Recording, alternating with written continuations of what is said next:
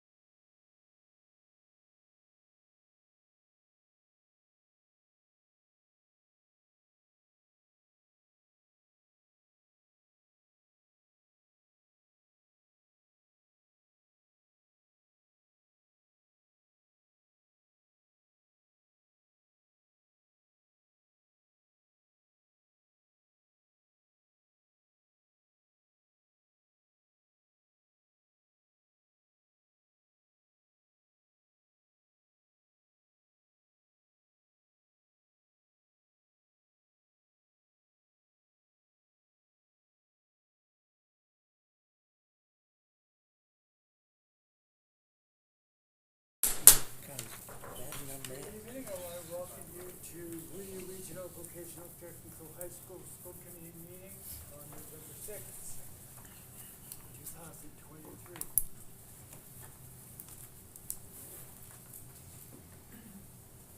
Can we rise, please, for the pledge of allegiance?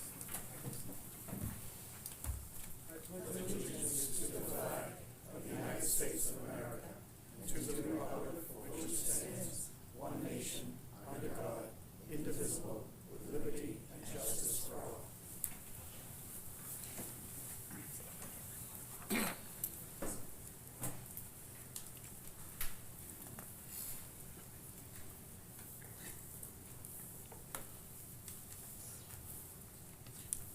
Public comments. I want to remind the public that public comment is not a discussion, debate, or dialogue between you and the school committee. This is an opportunity for you to express an opinion on issues with the school committee authority. You will be allowed up to 3 minutes to present your material and must begin by stating your name and city or town. Good evening. My name is Cliff Pierce. I am the chairman of the Rowley Board of Selectmen. I appreciate the opportunity to speak with you tonight. There is almost universal support in my town for the concept or the value of a vocational education. There's even strong support for your particular project. I fear, however, that you're going to lose that support if you persist in getting this project approved in the way you say you're going to. In other words, if you persist in holding a district-wide election in the middle of January rather than a town-by-town ballot. The main problem with a district-wide election, in my view, and there are many problems with it, but the main problem is it will not provide the towns with a debt exclusion under the debt limits of Prop 2.5. So in other words, it'll give the towns the liability to pay for your project without providing them with any additional revenue. So where is the money gonna come from? In Raleigh, we don't have this kind of money lying around. So it's gonna have to come from our operations.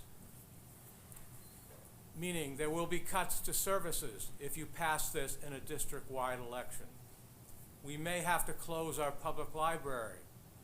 We may have to lay off a police officer or possibly even a fire person, which would threaten public safety. So far, the attitude of Whittier that I can detect is, we don't care about that. That's the town's problem, and you'll figure it out one way or the other. It's not our concern. In my opinion, that is an appalling way to treat your member communities. That's all I have to say. Thank you.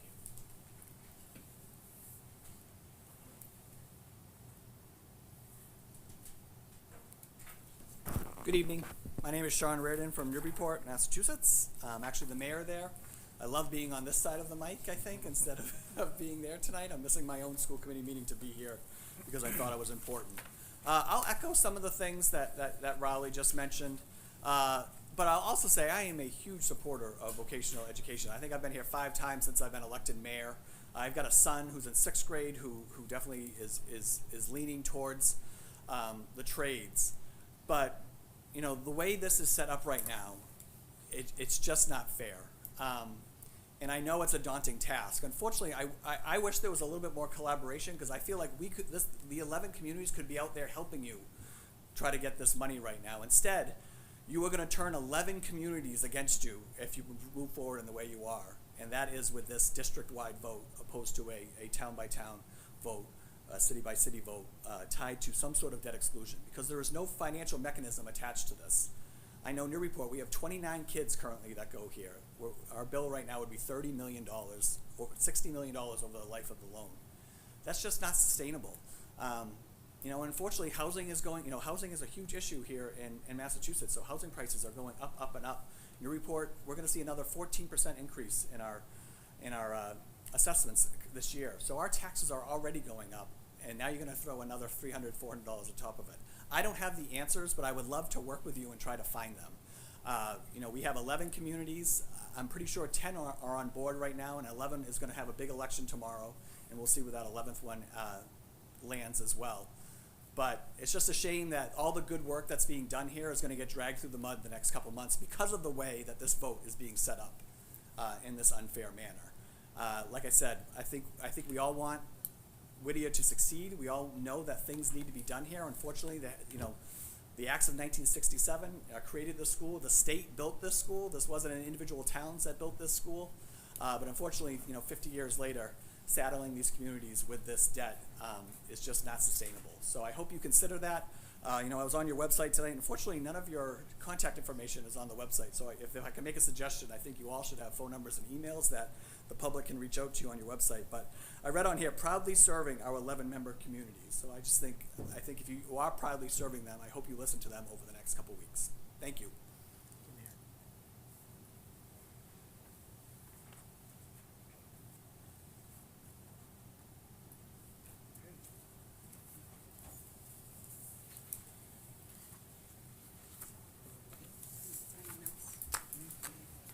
Any other comments? Okay, let's move forward. Chairman, move to approve the minutes of October 11th. Second? All in favor? Aye. Opposed? It is approved. Treasurer's report. Move to accept? Second. All in favor? Aye. Aye. Opposed?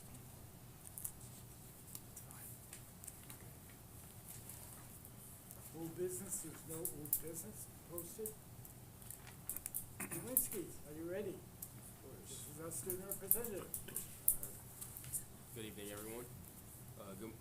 Good evening, Mr. Chairman. Good evening, Ms. Lynch, and all esteemed members of the school committee. The football team finished their season with a record of 6-2 and just won the CAC championship the past weekend.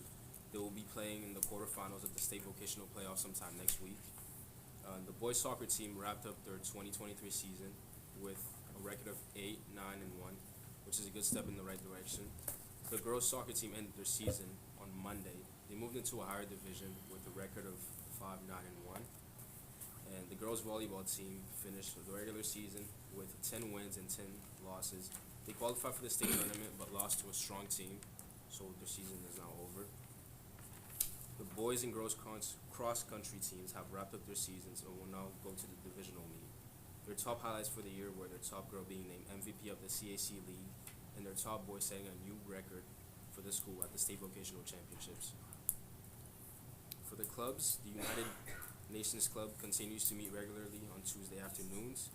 They're headed to UMass Lowell for a crisis conference on November 3rd and 4th, which has already passed. The students will become characters in several different scenarios, including the Cuban Missile Crisis, the death of Stalin, and the Constitutional Convention. The students were excited for this opportunity. The GSA Club continues to meet regularly. The students made a ghost lollipop craft to celebrate Halloween last week. Advisors Ms. Staunton and Mr. Charbonneau will be taking a group of Whittier Tech GSA to Greater Lowell on November 9th for the Regional GSA Leadership Conference.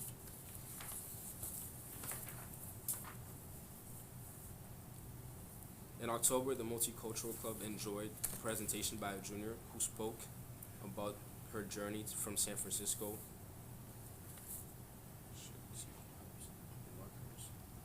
Markers, yeah. San Francisco to Marcos, Dominican Republic to Haverhill. In addition, their bi-weekly book chat enjoyed 2 bilingual poetry readings that everyone enjoyed. They're making plans to have a culture night at Parents' Night on Thursday, November 16th, which will be from 4:30 to 6:30 p.m. The Interact Club will be welcoming Rotarian Keith Harris speaking on November 7th about RYLA scholarship opportunities.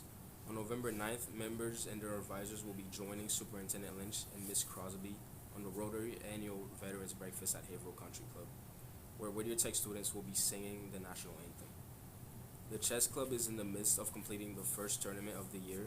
It has been a very competitive tournament and looks like a 9th grader may win. The student government hosted a very successful pep rally and homecoming dance. At the pep rally, the juniors had excellent representation in the events, but the seniors won after their fantastic efforts at tug of war. The dance was attended by almost 750 students and was Hollywood homecoming theme. They look forward to honoring veterans in November. The Ski Club have planned trips and a basket raffle will run the month of November. The basket will include 2 lift tickets to Pat's Peak at a ski hat, socks, and hand warmers. An environmental club has planted seedlings for the Tower Garden going into Poets. They have also created a social media post explaining the change in foliage for the sugar maple tree at the football field. The club will begin organizing a soft plastic collection drive to help recycle plastic not normally recycled at home in bins. The students in Heart Club helped create a wire pumpkin for this year's Big Dog Show. They are now moving on to exploring different mediums such as charcoal, oil pastel, watercolor, and chalk. The yearbook committee met with Jostin's rep to select the cover of this year's yearbook. Seniors will submit their yearbook photos and have received about 100 so far. For students who either cannot afford to have their pictures taken outside of school or who have not yet had a chance to arrange it, their portrait studio will be set up in the lobby during lunches on November 2nd, 9th, 17th, and the 20th. The Poetry Club will be focusing on Halloween and horror poetry at their meeting, which happened last week, specifically Edgar Allan Poe and Robert Burns. Thank you. Good job. Ms. Lynch, Superintendent's report. Good evening, Mr. Chairman, members of the committee. Tonight before you, I have hires for concurrent enrollment, our early college program, the artificial intelligence specialist, as well as an AP liaison. Kara Cosmas will be presenting a budget or a budget timeline for FY25. On November 8th and 9th, one junior will retake the ELA MCAS exam. On November 14th and 15th, 11 juniors will retake the math MCAS exam. Appeals have been filed for 7 juniors and that have not passed the biology MCAS exam. So tonight, just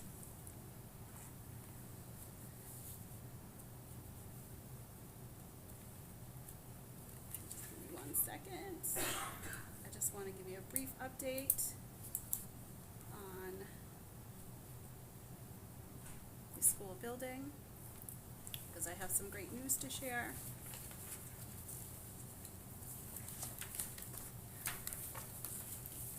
So on October 1st, 2023, we originally were told that to build a new building, it would cost $302 million with $143 with MSBA reimbursement. And then a code compliancy upgrade would be $364 million. And I think it's really important to know that we have to do one of the two, because we at this point have completed as many renovations as we possibly can without putting in a sprinkler system. We are at a full stop doing any more renovations until that at least is being taken place. And then through this process, we've also really realized we have some significant issues with our wastewater treatment plant. So the great thing is that 302 million has changed to 264 million after the October 25th MSBA meeting. So there's a significant decrease to our community's assessment based on that. So at this point, to bring the entire building up to code compliance, it would be 364 million, a full $100 million more than a new school. It would take 10 plus years versus a new school that would take 3 to 4 years. So looking at the total budget cost is $444.6 million. The anticipated MSBA grant is $165.1 million, and then anticipated federal incentive and state rebates is 15.4, bringing the total district share to $264.1 million. Again, these are our immediate needs. That if the project did not pass, we would be working pretty quickly to get these taken care of. You know, obviously we need to be able to, you know, flush our toilets, be able to do renovations moving forward, because as you all know, vocational education changes and we have to be flexible to change with that. And then as all you all know, an access road, there's one road in, one road out, and there's some significant safety concerns regarding that. If we do this, the building itself is worth $34 million. This would hit that 30% threshold of cost that would trigger a full ADA code and compliance upgrade required by law. So I know this is very small, but this is what a failed vote would look like and what the duration would look like that we would be looking for our communities. So 2024, it would be 1.75 million. 2025, 21.78 million, and then really in 2026, $53.64 million dollars, and then moving forward for the next 10 years. Again, I know this is very small, but what we would have to do is we would have to look at the building as zones and break each part of the building up by zones. So I know many of you understand the amount of equipment that we have and that we would need to involve riggers. We would need to have some sort of I don't want to call it a tent, but it would have to be some outdoor space that we would have to build in so that we can move programs into that space and then out of that space to bring the building up to code. I just received this today, so this is the tax analysis between a new construction versus a code upgrade. Again, I know it's pretty small, but basically what we're looking at is about $40 more a taxpayer a year going with the upgrades versus the new construction option. And then I know many of you have visited our website, but this is just another opportunity for you to see our website. We've really tried to make sure as much information is there as possible. I will be making sure that the rest of this information is put up there in the next day or two, but we just want to make sure that our communities are aware of what's going on and the impacts of the project. And then thank you. As you heard, we are anticipating a district-wide vote in January 23rd of 2024, and ultimately that will be up to this committee to make that decision moving forward. And that's all I have regarding the building update. Are there any questions? This isn't on the building, but what's an artificial intelligence specialist? I'm just Be- curious. Yeah, there's a lot of artificial intelligence where you can put in information into the computer and they can write an essay for you, or they can write a speech for you. You just have to put in certain blocks So of what else would it be information. compared to, beside that name? A computer being able to write and speak for you, Thank you. yes. And Dr. Marino is really become an expert in this field. Oh. She's done a lot of professional development here at the Right. school. It's definitely something that we need to be aware of for our kids moving forward to make sure that their work is actually their work. It's an important thing, thank you. Yeah. Maureen? Yeah. Gary? What is the drop dead date on the, anticipated MSBA grant? It always says subject to change based on it, I know as part of the building committee, we've been talking about this, like, when is there? So on December 13th, the schematic design should be approved by MSBA. At that point, that's when our clock starts ticking. We have 120 days to get approval for the new building. And they'll be able to give us the exact figure of what? Right, so all, grant will be. everyth's kind of anticipated because things Right. can change. But, this is our very best estimate with lots of people looking at it, to make sure that we're as accurate as we can be. And do we know yet what, or have the towns received what each, based on this new 264 million number is, what those numbers are? Yes, Ms. Cosmos has sent that to them. Okay. Yep. Anything else? Okay. The rest of my report, on Thursday, October 12th, I attended the MASS Executive Committee meeting in Marlborough. On Friday, October 13th, I met with the Pentucket Superintendent, Dr. Jester Bartholomew, to discuss the building project.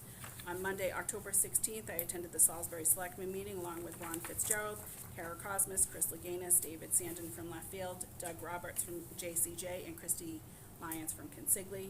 On Tuesday, October 17th, Whittier held its annual Fall Advisory Board meeting. This was another opportunity for us to tell our community about our building project and what is going on with that. On Wednesday, October 18th, 25th, and November 1st, I attended Whittier's weekly executive project meetings.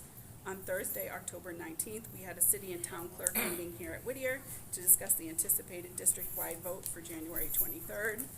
On Monday, October 23rd, I attended the Merrimack Selectmen meeting along with Mike Rossi, Kara Cosmas, Chris Leganis, David Sandin from Left Field, Doug Roberts from JCJ, and Christy Lyons from Consigli. On Tuesday, October 24th, I attended the remote school building meeting. We had a unanimous approval of submitting the schematic design to MSBA. On Tuesday, October 24th, Whittier held a new building information session at the Rowley Public Library. I want to thank Dave and Donna Irving for attending the meeting, along with Kara Cosmas and Chris Leganis, and all of the attendees. On Wednesday, October 25th, I attended the Merrimack Valley Roundtable meeting in Chelmsford. On Friday, October 27th, Whittier held an alumni mixer at Mission Oak Grill in Newburyport. I want to really thank Tia Gerber, the culinary and the hospitality team, for all that hard work to make that a great success. On Monday, October 30th, I attended the Raleigh Select Board meeting along with Dave Irving, Kara Cosmas, Chris Leganis, Katrina Jensen, and Kelly Fay. On Wednesday, November 1st, Whittier held a new building information session at the Georgetown Public Library.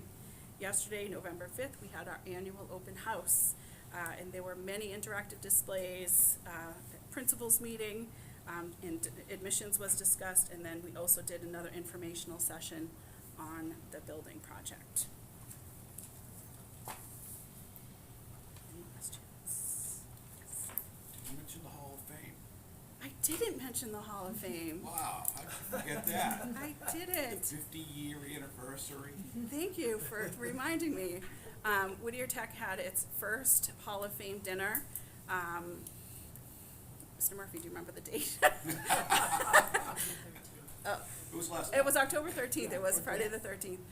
It really was a spectacular night. It was, the first time that Whittier student athletes have been recognized in the 50 years that Whittier Tech has been in existence. And it was also an opportunity for us to really celebrate 50 years of vocational education and providing a workforce for our region. And it was a full house at Haverhill Country Club, and we were able to honor Miss Kevkis as well for taking care of all of us here at Whittier. There was a Greek toast for her, but it was really a special night, and I know some of you attended, and I just really want to thank you. It was really fun, and we're looking forward to doing it every other year or so. But we might have to find a bigger venue because we filled up the room. So thank you. It was an excellent night. Thanks. I have 3 field trips to get approved. Requests from the ski club. The first is Waterville Valley in New Hampshire on January 21st, 2024. Move to approve. Second. Do we have the proper paperwork? We will have all the proper paperwork before Thank they you. go. Do you want to do them all together? Yeah. we'll do them all Okay. together. The next one is Pat's Peak in Henniker, New Hampshire on February 2nd. And the third one is a trip to Sunday River in Maine on March 3rd, 2024. Approve both. Do we have the proper paperwork? We'll have all the proper Thank paperwork you. before those kids head out. All in favor? Aye. Opposed? I have 2 more field trips. Our HVAC teachers are looking to take students to Easton Propane Oil, and students will have an introduction to propane, and this is from one of our co-op partners. And we have trips planned for each week. So the first one will be January 11th, 2024, and January 18th, 2024. Are these field trips? They are day trips. Yeah. Move to approve those. Second. All in favor? Aye. Opposed? Great, thank you. That's all I have. Dr. Fay, are you ready?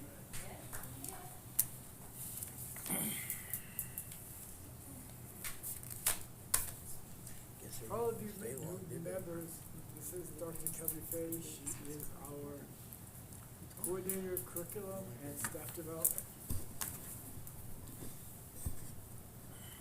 Good evening, Chairman James, Superintendent Lynch, members of the committee. I am Dr. Kelly Fay, and I am here to provide you with my annual academic update. I'd like to begin tonight by informing you of our English department. So they, along with the special education teachers, spent 2 full days in a professional learning community meeting examining our current incoming grade 10 assessments. They then also used that time to examine the recently released MCAS scores to determine how well our students have done, as well as enhance the instructional practice where need be. We are continuing to utilize the Common Literacy program throughout all 4 grade levels, and departmentally, the teachers have decided to continue focusing on choice reading for all 4 grade levels throughout the entire school. Our math department this year is taking a look at the Massachusetts Mathematics Curriculum Frameworks as well as the Skills USA Technical Standards to align the 2 together so that it makes sense for the students. The math department has also implemented a medical math class this year where a mathematics teacher goes into the allied health technical area. Together they work on solving medical calculations, calculating dosages using scientific formulas, reviewing fractions, decimals, percentages, because it's been a long time since we did that, and then measurement systems and conversions for the medical field. The instructors in the Allied Health program have been raving and saying that they can already see the difference in this work. And for math, we are continuing with our own advanced placement calculus AB class. In addition to that, through a grant that we received through the state, we are able to offer free AP courses to our students through virtual high school. Last year, we started advanced placement biology, computer science principles, and statistics. This year, we were able to add chemistry and environmental science. It is 100% free. The state pays for the exams. We have a Whittier instructor who oversees the program, and Virtual High School sends the students even their lab materials for the biology classes. For science last year, we were the recipient of the Massachusetts Life Science Grant. What we did with this grant was used it for professional development. Our entire science department took part in a multi-day, multi-month hybrid professional development program through Wade Institute for Science Education. If teachers wanted college credit through Cambridge College, they paid for that additionally on their own. During these sessions, the teachers learned how to look at inquiry-based instructional practices and laboratory lessons, and they provided the teachers with sessions on developing phenomenon-based units using the storyline to follow the science through the lesson. In our history department, we are now in year 2 of our implementation of the Savas U.S. History and World History Interactive Curriculum. Last year, the history department took part in professional development where they learned how to utilize the program and enhance it with their own instructional practice. At the end of the school year, the teachers reworked their current or existing curriculum in both the US 1, US 2, and World History to ensure they were able to incorporate the interactive lessons that they learned within this program. We are still continuing with the state approved 3-year civics engagement project. This year, for the first time, we capitalized on the fact that 8th grade students now need to take a civics course.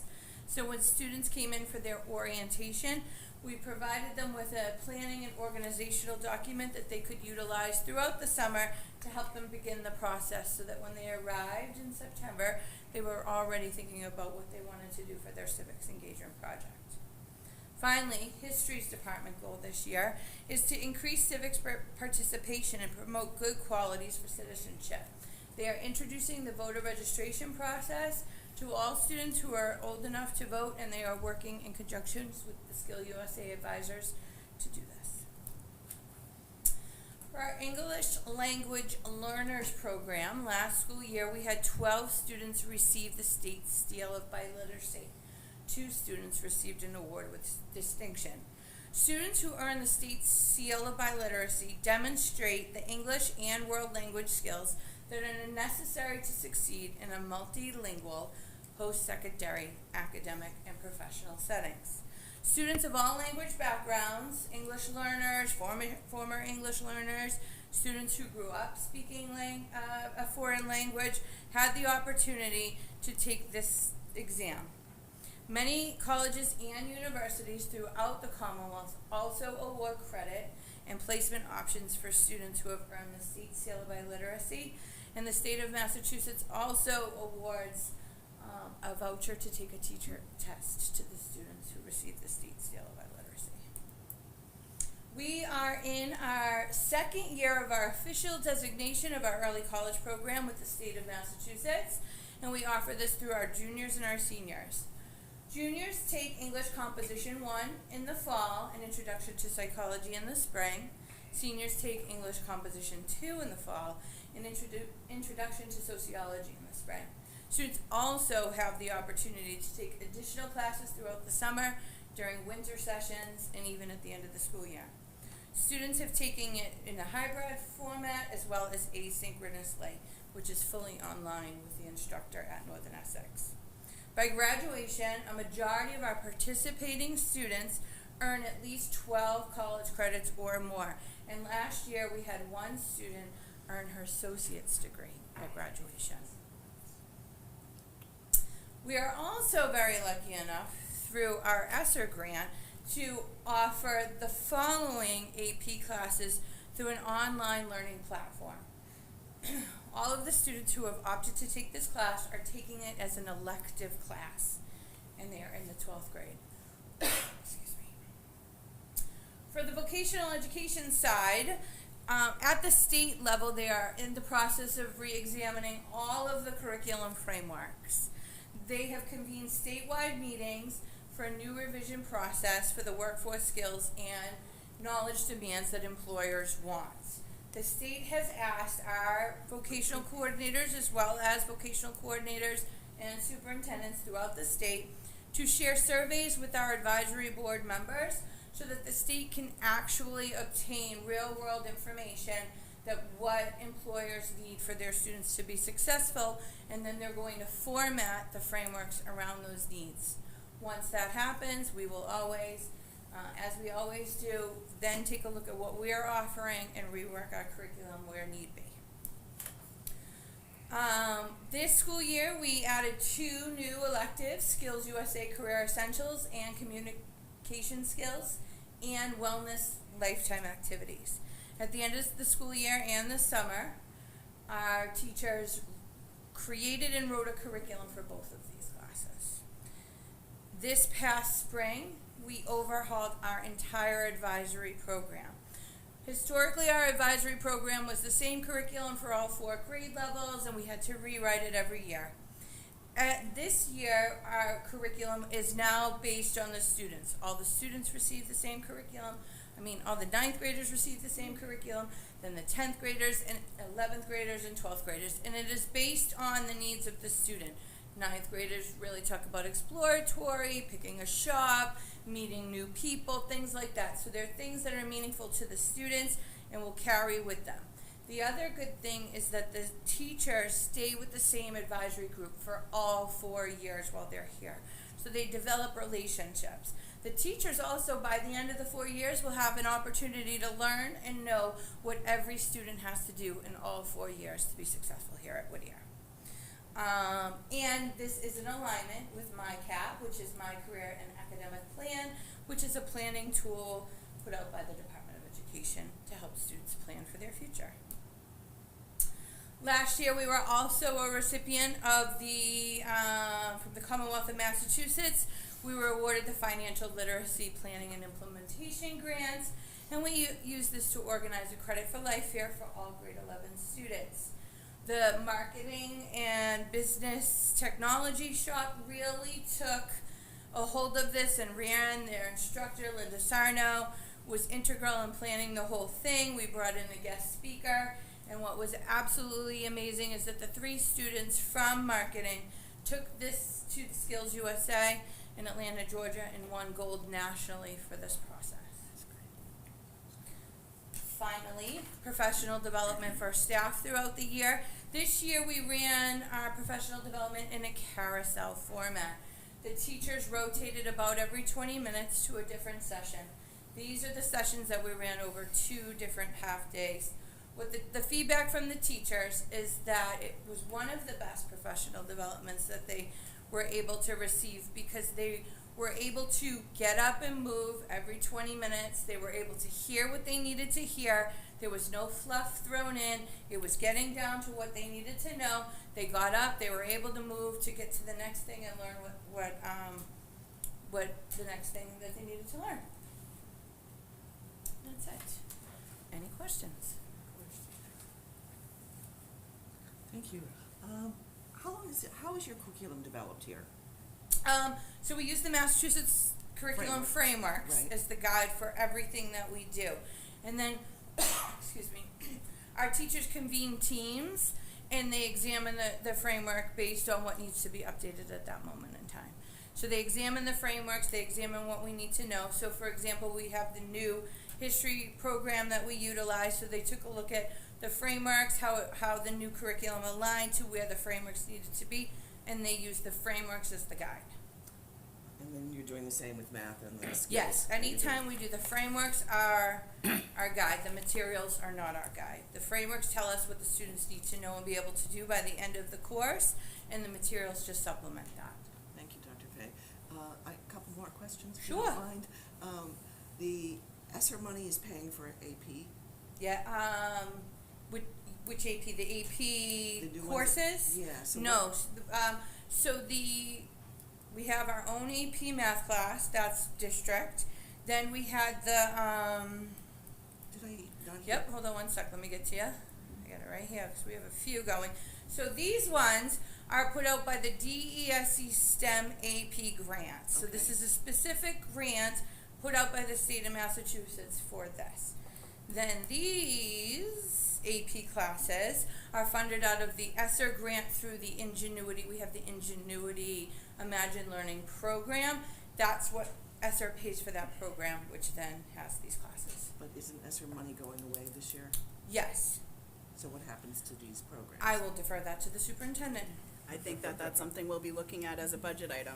Yeah, no, because these look wonderful. Yes. It's really exciting Yeah. that you're doing that. What we've really tried to look at ESSER funds as being able to provide these opportunities versus positions. Right. So there'll be some things that, apps and things like that we have used over the last couple of years, and we may be coming to you during the budget process to see if we're gonna keep them or not. That's great.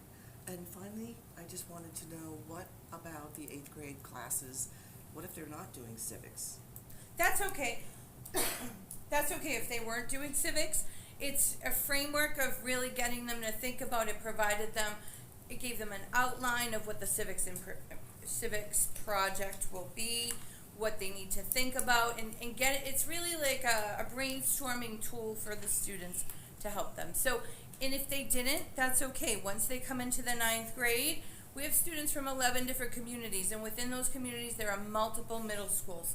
So one middle school might be providing a totally different curriculum at the 8th grade, or just teachers are different in how they do things. So we have to baseline everybody, and that's what we have to do for all of our courses. That's great. Can you give me an example of one of the civics engagement projects? Oh, I have a good one. So I did an evaluation on a teacher. So it was last year, maybe it was even the year before, and the student was awesome. And he stood up there in front of his class, and he said, I started this as a freshman, he was now a junior, to talk about the idea of, wouldn't it be amazing if we can go to space? And now I'm here, junior year, and we are now sending people to space. So it was just really exciting to see that one, struck a chord with me. But then the students talk about just voting, elections, neighborhood cleanups, community organizations, Debt whatever the exclusions for your student, school building. whatever the students, They all whatever have the to do that students this year. feel. And the teachers work with them for all 3 years. It's really nice because it carries with them freshman, sophomore, and junior year.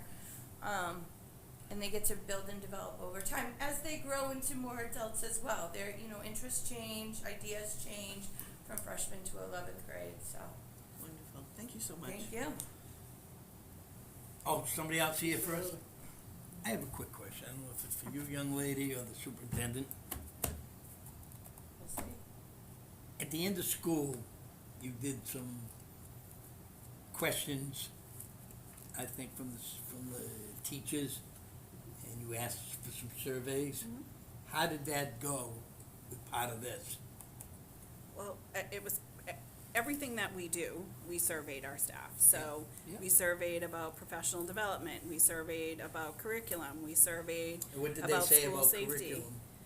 People are very positive. I think, one of the things that I always kind of keep in the back of my head, everyone wants to feel like they're a part of something, right? So nobody likes to just be said, you have to do this and you have to use these tools, right? So having a team together that puts, looks at the frameworks, looks at the curriculum, looks at the tools that are gonna help them meet those framework goals, I think has been very successful. And as Maureen said, we had those 2 half-day sessions. We've already surveyed the staff, how they felt. That's how When I you know that surveyed they the liked staff, it. was there any negative? Well, I think there's always There always is, there's always yes. something that's But negative, is it but something- overall, it wasn't anything that I would say that we have to kind of change direction. Okay, that's what I'm asking. One of the professional developments may not have been, they may not have Up liked to it. their par? Yes, Okay. But it was nothing drastic? no. Thank you. Mr. Rossi. Dr. Fay, how are the AP courses selected? So for the STEM ones, these ones, our teacher that's functioning as the AP liaison with virtual high school, she went to the STEM-based technical areas to speak with them to determine, all right, this is the listing that virtual high school is able to offer us. What courses do you feel would benefit the students within your technical area?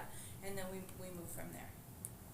What about the other ones? I noticed French, and I just found that Those interesting. are ones that students Students select. wanted to do on their own.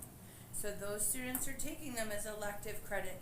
They actually approached the same AP teacher and said, I would really like to take this course, and we have the opportunity to be able to make it happen, so we did.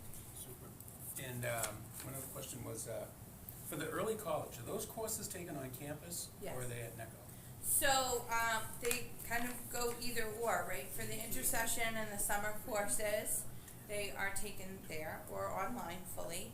And then we have the courses that are offered here. So right now, the classes that we're offering, some of the professors come to Whittier during the periods that we have it, and they come a couple days a week to work with the kids. And then there are some that the professor can't come at all, and so it's fully online with the students working, and we have our Whittier early college teachers, or our English teachers really, who are in the room to support the students through the process.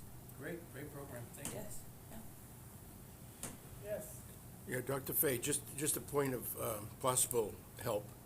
I know years ago we used, in Lynn, we used the League of Women Voters. They had an excellent national program, and at least at the time it was neutral. I don't know about today's world, but you might want to have your civics people check it out. I feel like they might have, but I will circle back, but I feel like they might have already reached out to them.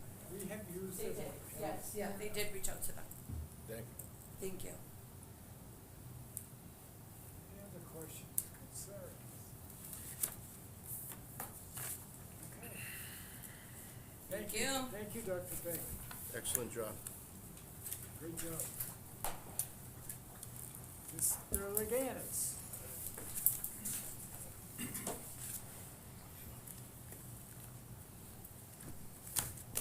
Hey, good evening, Mr. Chairman, Superintendent Lynch, and rest of the school committee members. I have some fun stuff to talk about. You heard about the open house, and I know a lot of you. I heard you on the phone last night. Yes, thank you. We'll get to that in a little bit. But with open house, on Sunday, 1 to 4, like Superintendent Lynch said, it was very well attended. And also, it was amazing to see some of the interactive presentations, and those are usually our popular ones, where, it's an opportunity to showcase both academic and vocational areas to our prospective students that, from the district. The 50th anniversary of Whittier Tech was celebrated with a spotlight of various programs, as we talked about.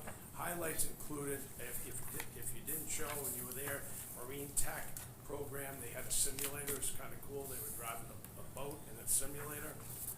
Also, electronics robotics had drone flying, which is also really fun. And also the delicious culinary delights that as you walked in here, everybody was fed. They went right into the open house.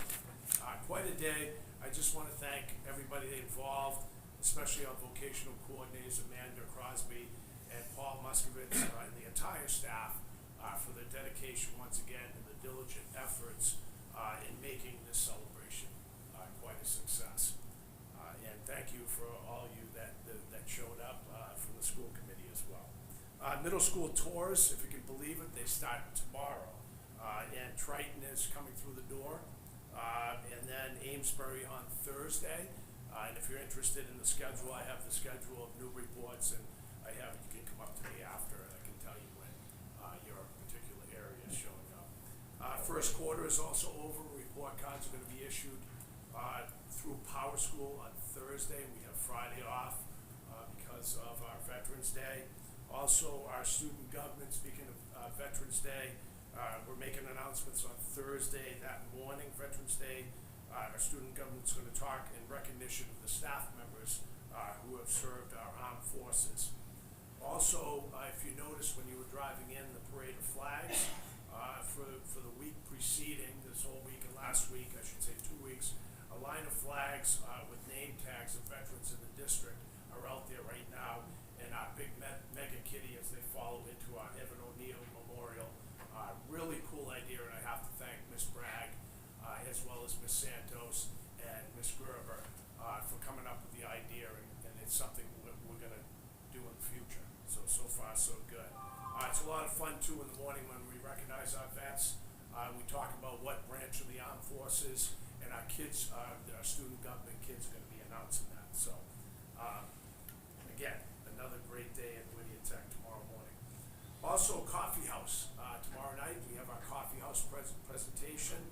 A lot of fun performances in the auditorium, and that's gonna be at 7 o'clock tomorrow night.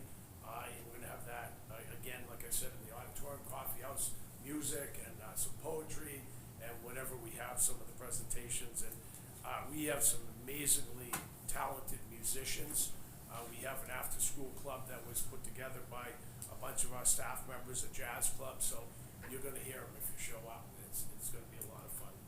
Again, Parents' Night, pencil in November 16th, both vocational and academic will be at that Parents' Night, and some of the events happening that will be announced, and I'll announce it probably next month, as well as, actually I'll probably talk about it next month, and then as well as Whittier Tech continues our commitment to safety, and we've had our first ALICE drill and drills, and like someone brought up the surveying, Superintendent Lynch, we survey the staff on school safety, and obviously they're the ones that know and maybe give a little bit of tips on what we need to do next time in trainings, so we've taken into account, we take the feedback.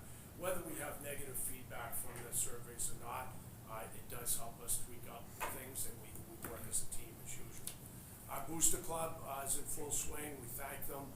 They were here during our open house, as well as they're going to be here on Thursday night with our snack shack down there when we play Northeast at 6 o'clock, Northeast Metro Tech, when we play them in football. So that's all I have. That's this Thursday night? That's this Thursday night at Thank you. 6 o'clock.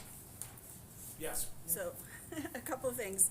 I wanted to let people know that applications were opened up for November 1st, and we already have 234 applications at this point. So, yesterday, people were being able to apply right while they were at open house, so we're already up 234 applications. And one more thing, on Thursday, the 16th, we are also doing another community forum about the building project. Where is that? That will be here in the auditorium from 7 to 8:30, or whenever I've answered every question I could answer. So it's a week from Thursday? Yes, Thank you. yeah. And That we will be will on be Parents' putting Day. that information out. How are you putting the information out? Through what? Well, through the website, through Chris's, through every Blogs. place we'll put out a How press about the release. TV?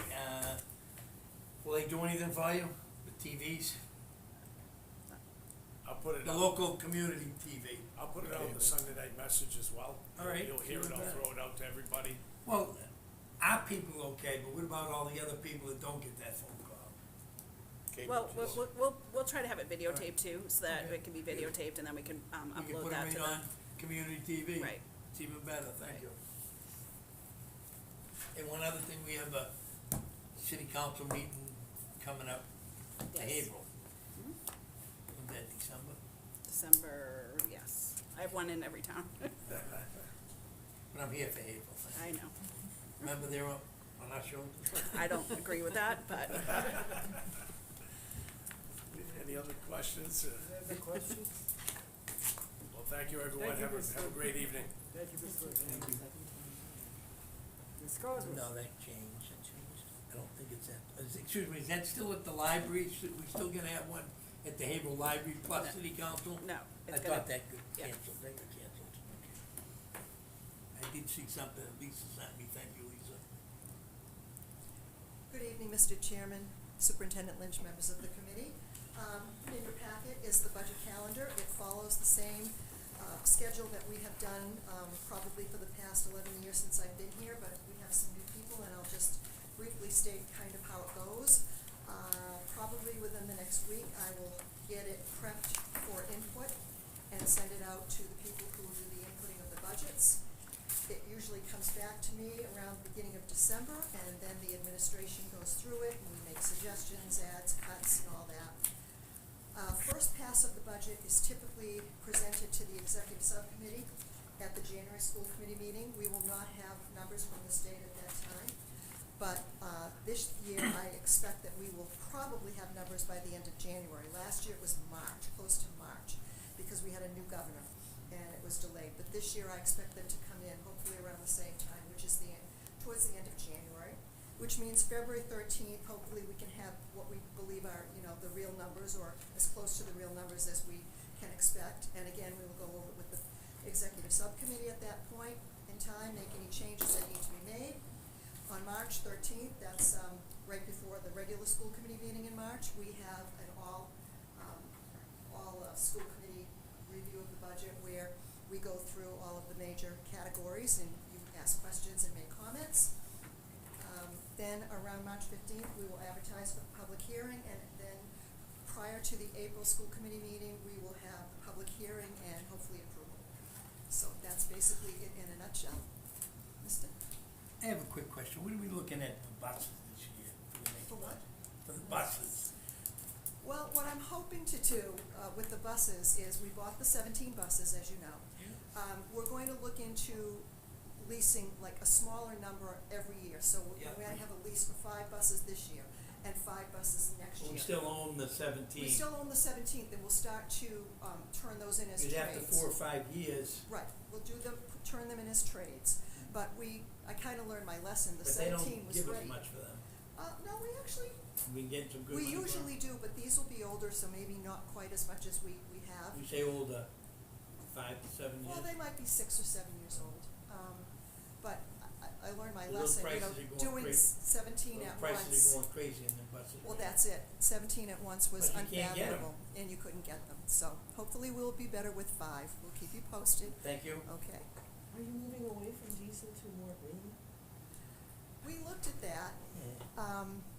That would not really suit our needs at this point. We are going to look at that for our vans, absolutely. But for the buses, the charge time takes a long time, particularly in the No good. winter, and the mileage isn't. We went to a conference last year and we looked at it. It's not there yet for this type of regional school that travels so many miles, such a distance. But when it does make sense for us, we absolutely will look at that.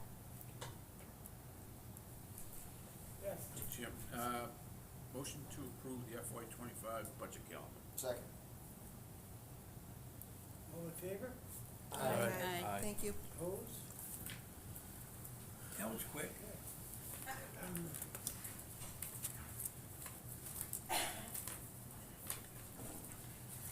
We have no December annual agenda items. And we received letters from the town of Rowley and the city of Newburyport requesting a town-by-town approval through town meeting / city council instead of a district-wide, election for the school building project. A copy of these letters has been given to school committee members. I'm gonna read it tonight. I'll read the letters first. We haven't had an executive.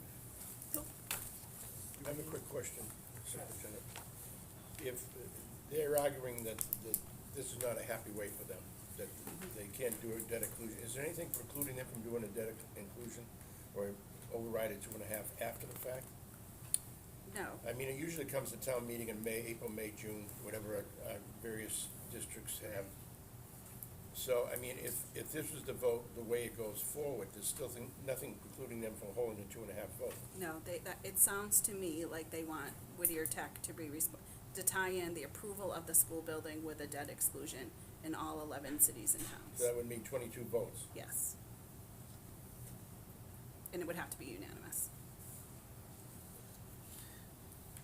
Before I came here tonight, I got a call from a girl, daughter goes to school here, she's from Georgetown.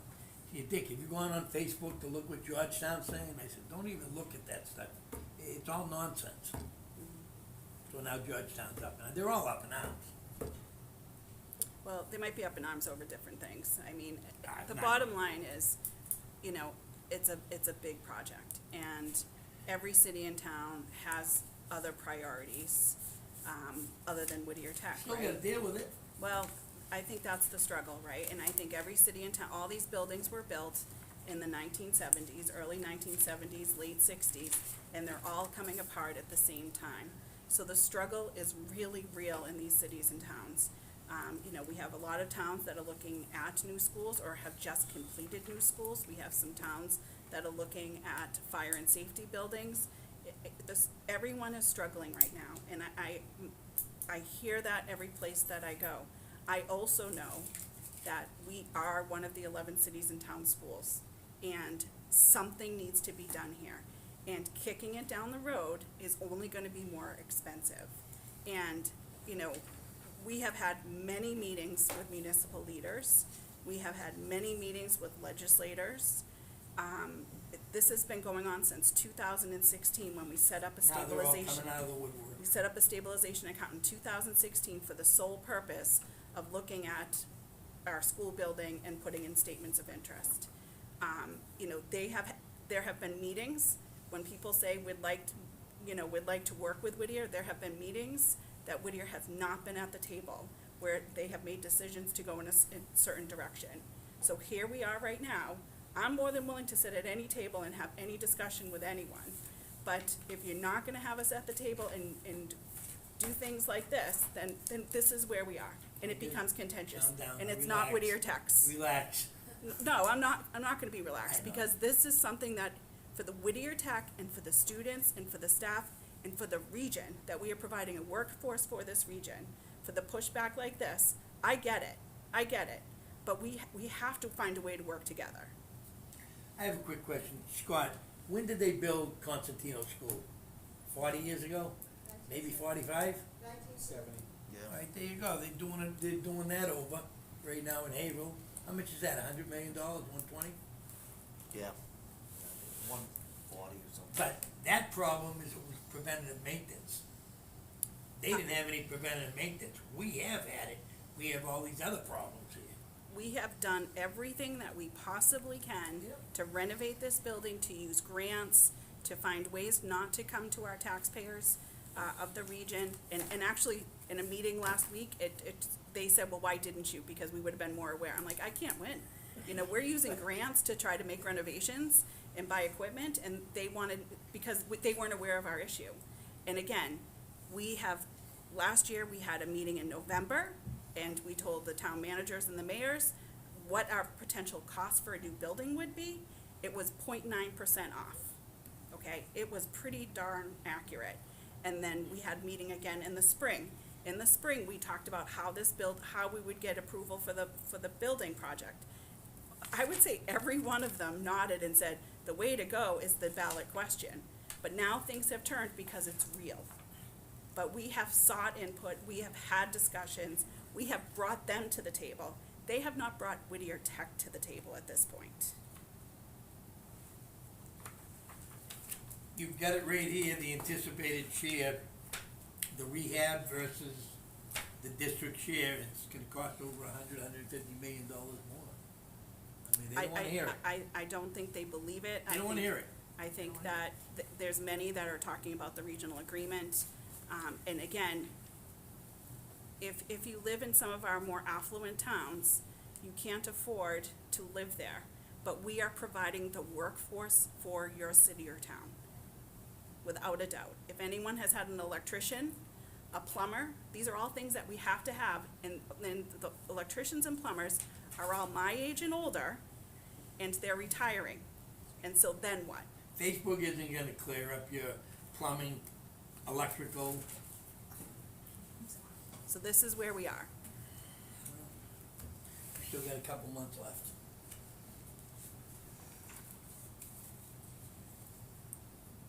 It is contentious. So, what happens if you get 8 communities voting in favor? It has to be unanimous. Has to be unanimous. That's the way Or we things go are back to no reimbursement and it's all on split between the 11 communities for. It has to be unanimous. And then for cities and towns to throw in the debt exclusion, that would have to be unanimous. That is 22 positive votes that we would have to have if that's the direction that this committee decides to go in. I don't know many communities that have money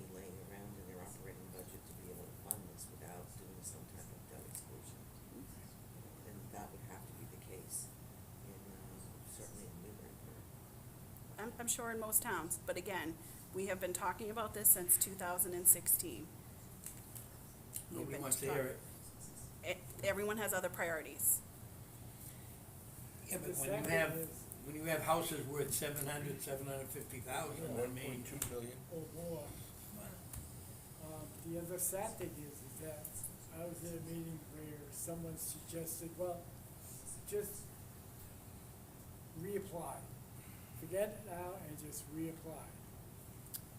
They don't know what they're talking about. Right now, there's probably, how many people looking? There was a school in Amherst, a middle school in 2016 that did not get approval. That same school in 2023 is up 150%. You cannot kick the capital projects down the road. They just get more they expensive. just keep getting expensive. And you're on the list. Ours have gone up for 35, 40% since we started, 4 years ago, 5 years ago, when we started talking about it. What if the district vote fails? Then That we- defaults to the renovation? Yes, Which is more expensive. which is $100 million more expensive, And how would that be funded? the same way. Yeah. They gotta pay it to communities. Cities and towns. I'm trying to put myself in the position of the town and say, because I think if it goes district-wide vote, it's likely to fail based on people not wanting to pay more taxes, right? So, Either way, we have to fix this building. yeah, I don't So, discount that. yeah. I'm trying to figure out how to convince people that Right. what you're It'll cost saying them is the more. right thing. They've gotta realize that you've got two options. If you don't pick the first one, with the state helping out 160 or whatever it is million, you're gonna pay the full freight, and it's gonna cost you 100 million more. Over a shorter period of time. Over a shorter period of time, and the cities and towns have to figure it out, and that's when they're gonna be, up a creek on that. We have never gone to our cities and towns in 50 years. We've never had a renovation that we've had to go to them. This is the first time. So we've been very good stewards of the taxpayers' money for 50 years. And school buildings, that's what you built them for 50 years. We built the field, we built the chiller, the roof. We didn't go out to the communities. And tens of millions of dollars between all that stuff. So is there like a PR plan or something? Like, I know you've been trying to do everything you can do, but obviously we've heard tonight that people aren't quite on board. I'm just trying to think what we can do differently to try to convince the towns of everything that you're saying. You're not gonna tonight. convince the towns. Well, again, we're gonna have another meeting on Thursday. Some towns have been more receptive, at least hearing what we have to say and listening. There are some towns that have clearly made up their mind. So, here we are, but again, some of the mayors, some of the town managers, had a meeting. Whittier Tech was not invited to that table to have the discussion, to hear what their concerns were. Instead, we're receiving letters. Is there any polling to see how the vote goes? Well, what if they don't wanna pay? I don't know. I guess then we look at not having Whittier Tech.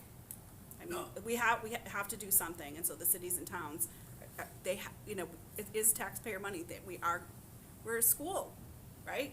Just like any other school. They've We're got up to supported by taxes. taxpayers, They've got it up to taxes. you know? It's gonna be- So we're just not, it seems, I'm gonna say it seems, that we are just not a priority for many of our cities and towns. Does the town have the option to back out of the district? No. There's a regional agreement that is every city and town would have to agree to They've opening up tried. the agreed They've gone to court, they've tried. 100% of this board has to vote it.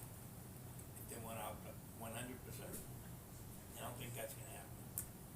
Every city and town, every city council, every town meeting, it's a big deal to open it up. 100%. And if the district-wide vote does fail, then that goes back to We the have to bring, state that basically says, okay, now they're pulling everything. Like, is there an option to pursue it after that, or that basically puts a fork in it and then we're stuck with the renovation? I think it would put a fork in it. I mean, I can't say for sure, but there were over 100 statements of interest. My understanding is that there were over 100 statements of interest For the money. put in this year. So when you are finally invited into MSBA, you feel like you've won the lottery, Big. right?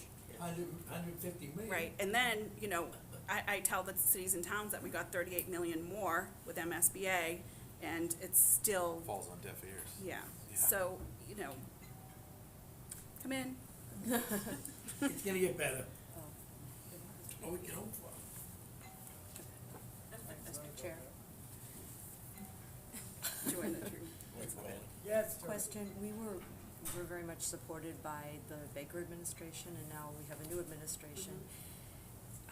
What can governor's office, like, can they intercede, can they assist us? Did they just fight it out, like, you know, what is your opinion? I'm Well, the just Baker administration was great with capital skills grants, right? Yes. So, Yes. they haven't helped they didn't necessarily help support schools, that's the Mass School Building Authority's responsibility. Yeah. You know, we'll continue to work with our legislators, we'll continue to work with our cities and towns if they allow us to. But we'll keep working. I mean, this is for all of our kids. This is for our community, you know, and maybe I look at it through rose-colored glasses, but, I'm not a politician, you know, this is just, when we designed this building, the school building committee, and JCJ, we really looked at a building that was going to be flexible as vocational education changes, that the building would be able to be flexible to meet those needs, and to really build a building for the next 50 years. But it's a very big ask. There are a lot of issues in some of our towns fiscally, and, you know, they'd rather us to really go away. Okay. Even though vocational That's how I educa- feel. I know, but vocational education is never, I feel like it's never been more popular, at least in some of the towns. Every school's got a wait list, you know, vocational. There's gotta be a reason. Cost of higher ed. Yeah, and we decided, it happened right around 2009, 2010, and it became so popular, and we went from numbers of like 6 or 7 to like 25 at one point. Right. So I that's think what's really big for cool about Newbury. vocational education, though, we've seen a real change with it, back to electrical, plumbing, HVAC. You know, we've had to move our plumbing vocational area to a larger space because we had so many students interested in plumbing. And I think what many of our people in our community don't understand is that while we're not only working for the day, at night, you know, we have over 400 adult evening students here working at night. Our career technical, we used to do a discovery program in the summers. Now we're doing our CTI programs for adult, unemployed, underemployed individuals, giving them 2-hour training so that they can go out to work. I mean, the phone does not stop ringing here about we need people to work. And that's our charter, and that's what we're doing day, night, in summers here. But it has to be a priority. Superintendent Lynch, what's the first year this hits the budgets for the local cities and towns? The next fiscal year? Next year, yeah. Is- And I can remember reading when Essex Tech was building, there was a lot of Sure. craziness going on in their community. Northeast Regional went through the same thing. There were protesters at Northeast because of the trees. It's Yep. just, it's It was. never easy, and I Too close to the jail. I agree with Maureen, you know, out of sight, out of mind. And that's, I think, unfortunately, what we have to deal with, is that We've quietly done we're the quietly job. down the street. And Whittier Tech doesn't set what every town pays, that's No. by town. And Right. that's how it gets set. Right. It's their tax rate, Right. yeah. I just want to make sure that Yeah. Whittier's not putting Right. that money out there, that's, comes from the town. Okay, instructional and personnel. Chairman. Our new chairman. Oh, yeah. Yeah, we had a meeting on November 1st, and, sorry. Sorry about Laughing. that. All right, we had a meeting on November first, and, Kelly Fay, Dr. Fay came, and also, Katrina Jensen. They both did presentations. Katrina Jensen presented on the current MCAS situation, and we just heard from the superintendent updated. And then we, had that same presentation that you all had, and had a chance to ask questions and, discuss the curriculum and the improvements and things that have happened over the past year. And they elected me the chair. Okay, and the Mr. end. Murphy?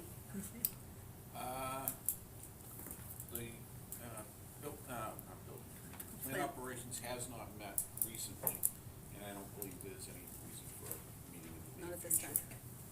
Mr. Early, salary negotiation. Do we have anything coming up? We do need to talk about buses, but I'll get in touch with you and try to Yeah, set I'd a like to meeting. do that, the quicker the better. I know, yeah. And Mr. Irving. Now, we have minutes to approve for You were October busy. 11th, so I'd move that for approval. Second. All in favor? Aye. Any opposed? Okay. And we have a first reading, it's in your packet, so hopefully you've been able to go over it. It's beginning with CL, Administrative Reports, and it's gonna end with cash reserves and debt management. And we need a vote for first reading on those policies. So moved. Seconded. All in favor? Aye. Opposed? Okay. I think we might need a meeting, Lisa. Not till January. Ah, we have a break? Well, you can do it, it's up to you. No. I have a whole stack for you if you want. I know, I don't want the whole stack. A little bit at a time would be grateful. It's up to you. All right, do you wanna wait till January, or do you wanna do it? Yeah, I mean, that's fine, either way. I didn't know if you, I know we had a initial group, and we did half of that group. I didn't know if you wanted to do the half and get that moving then. It's fine, Wait. I have them all done, so whatever you want. Well, you wanna meet just prior to next school committee? Okay. Which is a good segue, because our next school committee is December 13th. Yeah. So 6 o'clock? Yeah. No new business has been posted, no executive session. Can I just make a, Go ahead. Joanna and I will be going down the Cape tomorrow, and on Thursday, we found out that that Bruce Tarr is being recognized as State Legislator of the Year. So we're gonna try to have a little discussion with Bruce.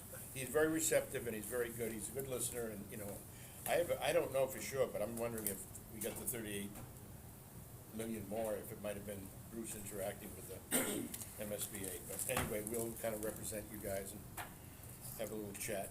I'll bring the packet that we just got. Okay. That'll help. We can divide up the various workshops tomorrow night and have a little drink or something. Okay, sounds good. Thank you. And no executive session has been We adjourn. posted. Adjournment. Second. All in favor? Aye. Opposed? Thank you. Have a great Thanksgiving all. Enjoy.